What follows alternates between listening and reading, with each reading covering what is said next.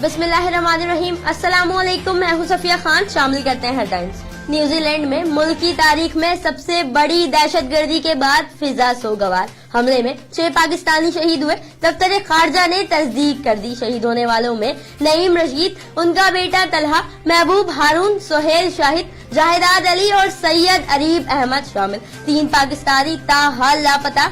मुतासरा खानदान फौरी वीजा के लिए अप्लाई भी कर सकते हैं। दफ्तर खारजा कहते हैं मैयतें पाकिस्तान लाने के लिए हर मुमकिन इकदाम करेंगे।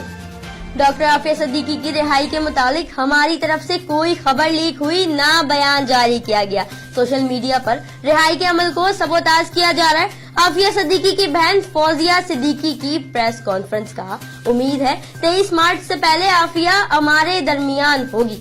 पाकिस्तान ने लाइन ऑफ कंट्रोल पर भारतीय जासूस ड्रोन मार गिराया। भारतीय ड्रोन पाकिस्तानी हुदूद में 150 मीटर घुसाया था। ISPR ने तस्वीर जारी कर दी। Mega money laundering case, Islamabad मुंतकिली का मामला।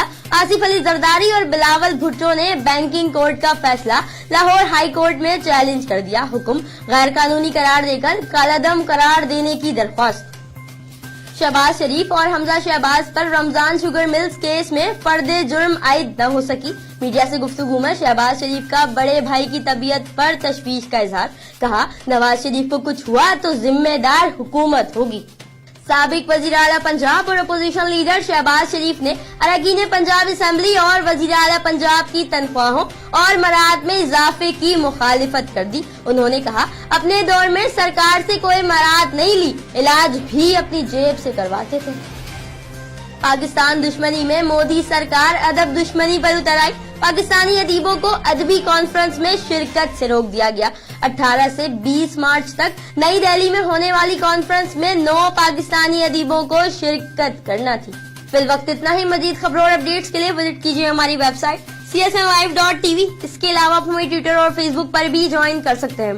देखते रहिए CSM।